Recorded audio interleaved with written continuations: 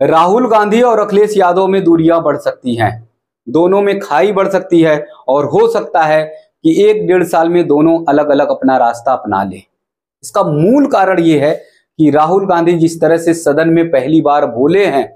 उससे स्थिति ये बन रही है कि अखिलेश यादव को दूरी बनानी ही पड़ेगी। अखिलेश यादव को राहुल गांधी से किनारा करना ही पड़ेगा, नहीं तो अखिलेश यादव के लिए ये बहुत बड़ी मुसीबत बनेगी। और जो अखिलेश यादव ने यूपी में कम से कम जमीन तैयार की है सियासत की, राजनीति की, समाजवादी पार्टी को मजबूत करने की, वो जमीन उनसे खिसक जाएगी और उन्हें राजनीतिक नुकसान बहुत बड़ा होगा। जिस तरह से सदन में राहुल गांधी ने बोला, जिस तरह से सदन में राहुल गांधी ने अपनी बातें रखी है, वो सिर्फ और सिर्फ राहुल गांधी को नुकसान नहीं पहुंचाती, वो पूरे इंडिया गठबंधन को नुकसान पहुंचाने का काम करती है। और इंडिया गठबंधन में अगर देखा जाए, सबसे प्रमुख दल के रूप में, सबसे मजबूत दल के रूप में और सबसे बड़ी पार्टी के रूप में, तो वो है समाजवादी पार्टी अखिलेश यादव की, जो उत्तर प्रदेश में 37 सीटें जीत कर लाई है। यानी कम से कम अखिलेश यादव ने यूपी में मजबूत स्थिति की है और इसी मजबूत स्थिति के कारण इंडिया गठबंधन भी मजबूत है। लेकिन अब देखिए राहुल गांधी की जगह जगह पर नादानी कैसे रही सदन में, और उसका परिणाम ये रहा कि भाजपा को मौका मिल गया और भाजपा सड़क पर उतरी, राहुल गांधी के खिलाफ विरोध प्रदर्शन भी शुरू हो गया। वहीं पर दूसरी तरफ आप देखिए, अखिलेश यादव भी सदन में बोलते हैं, अखिलेश यादव भी अपने सदन में पक्ष रखते हैं, तमाम बातें कहते हैं, लेकिन अखिलेश यादव के खिलाफ भाजपा इस सड़क पर नहीं उतरते। अखिलेश यादव के खिलाफ भाजपा के कार्यकर्ता विरोध प्रदर्शन नहीं करते हैं, क्योंकि अखिलेश यादव के भाषण में कहीं पर भी विवाद नहीं होता। अखिलेश यादव की बातचीत में या अपना पक्ष रखने में कोई ऐसा विवाद नहीं होता, विवादित शब्द नहीं होते, जिसके कारण से भाजपाइयों को मुद्दा मिले, मौका मिले और वो सड़क पर प्रदर्शन करते हुए दिखाई दें। अब राहुल गांधी के भाषण से लेते हैं। राहुल गांधी ने जब सदन में भाषण रखा तो करीब 12 से 13 गलतियां उन्होंने की। तमाम ऐसे तथ्य थे जो गलत तरीके से उन्होंने प्रस्तुत किए, तमाम आंकड़े उन्होंने गलत तरीके से प्रस्तुत किए, और उसके कारण से ये हुआ कि प्रधानमंत्री नरेंद्र मोदी को स्वयं खड़ा होना पड़ा और विरोध जताना पड़ा, नाराजगी जतानी पड़ी। इसके अलावा गृह मंत्री अगर कहा जाए तो गृह मंत्री को खड़ा होना पड़ा, फिर कृषि मंत्री, रक्षा मंत्री, यानी तमाम मंत्रियों को भी खड़ा होना पड़ा और राहुल गांधी को ये कहना पड़ा, बताना पड़ा राहुल गांधी के लिए कि आप क्या कर रहे हो, ये सदन है, सदन की कार्रवाई चल रही है, आप नेता प्रतिपक्ष हो और इतने गलत तरीके से आप कैसे आंकड़े प्रस्तुत कर सकते हो। कम से कम आंकड़े जो हैं, तथ्य जो हैं, वो सही रखें। यानी पूरे सदन में राहुल गांधी की जग हंसाई होती रही, पूरे सदन में राहुल गांधी के भाषण को लेकर चर्चा रही, और एक शब्द तो राहुल गांधी ने ऐसा कह दिया जिसके कारण से भाजपाइयों को मुद्दा भी मिल गया, हिंदू समाज को खासकर उन्हें नाराजगी व्यक्त करनी पड़ी। और आज भी मठ मंदिर में अगर देखा जाए या देश में देखा जाए तो हिंदू समाज उनके इस वक्तव्य पर बहुत अधिक नाराज है, बहुत अधिक गुस्से में है। राहुल गांधी ने बोला जो लोग अपने को हिंदू कहते हैं 24 घंटे वो हिंसक हैं, और उन्होंने ये बताया कि वो नफरत फैलाते हैं, असत्य हैं, झूठ हैं, यानी वो झूठे हैं। तो इस पर पूरे सदन में तो बवाल मचा ही मचा, लेकिन पूरे देश में भी बवाल मच गया है। पूरे देश में भाजपाई सड़क पर उतर रहे हैं, राहुल गांधी के खिलाफ प्रदर्शन कर रहे हैं, राहुल गांधी से ये सवाल पूछ रहे हैं कि तुम हिंदू हो, मुसलमान हो, ईसाई हो, क्या हो, उसके बारे में राहुल गांधी से सवाल जवाब किया जा रहा है। और पूरा संपूर्ण हिंदू समाज भी नाराज है कि हिंदू समाज अगर हिंसक होता तो फिर कम से कम ये शब्द राहुल गांधी सदन में नहीं बोल पाते, क्योंकि तब उन्हें भय रहता, तब उन्हें डर रहता। ऐसा सोशल मीडिया पर जमकर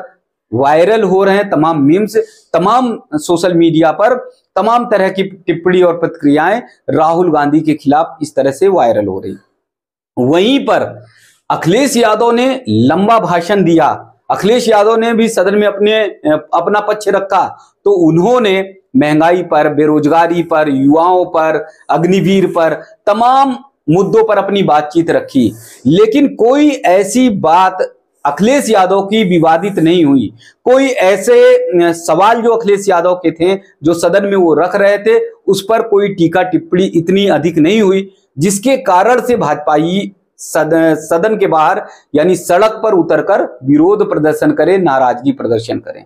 दूसरी तरफ राहुल गांधी के खिलाफ अभी भी नाराजगी व्यक्त की जा रही है, अभी भी लोग विरोध प्रदर्शन कर रहे हैं। तो ऐसी स्थिति में राहुल गांधी नेता प्रतिपक्ष हैं सदन में, और वो खुद बताते हैं कि वो सिर्फ कांग्रेस की आवाज नहीं है। राहुल गांधी का ये कहना है कि वो इंडिया गठबंधन की आवाज है और इंडिया गठबंधन की आवाज को मजबूती से सदन में रखेंगे। तो अगर इस तरह से राहुल गांधी अपनी बात को रखेंगे, जिसमें जगहसाई हो, जिसमें हंगामा प्रदर्शन हो, एक संपूर्ण हिंदू समाज नाराज हो जाए, तो फिर ये अखिलेश यादव के लिए बहुत ज्यादा घातक साबित होगा।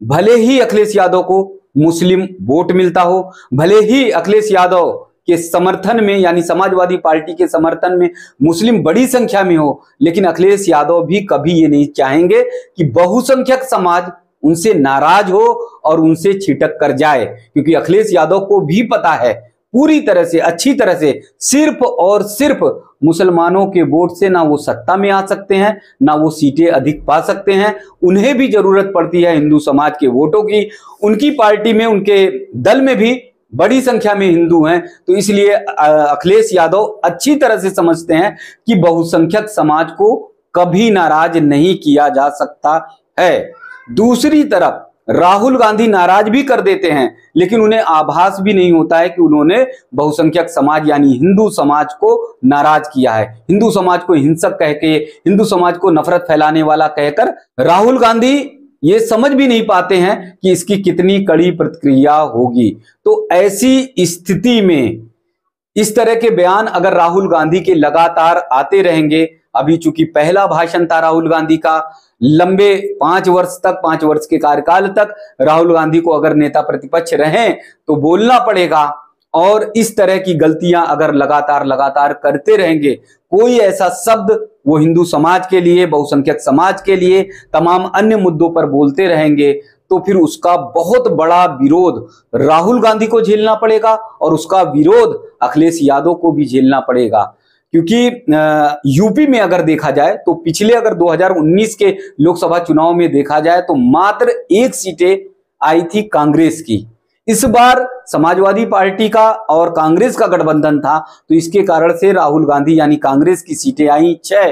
तो इसमें बहुत बड़ा योगदान अगर माना जाए तो समाजवादी पार्टी का है, अखिलेश यादव का है। तो ऐसी स्थिति में अखिलेश यादव को सोचने के लिए मजबूर होना पड़ेगा कि समाजवादी पार्टी के कारण कांग्रेस की सीटें बढ़ रही हैं, लेकिन कांग्रेस के राहुल गांधी ये समझ नहीं रहे हैं कि उनके वक्तव्य से, उनके भाषण से समाजवादी पार्टी को कितना नुकसान हो रहा है। तो आने वाले 2027 के विधानसभा चुनाव तक हो सकता है कि धीरे धीरे समाजवादी पार्टी के राष्ट्रीय अध्यक्ष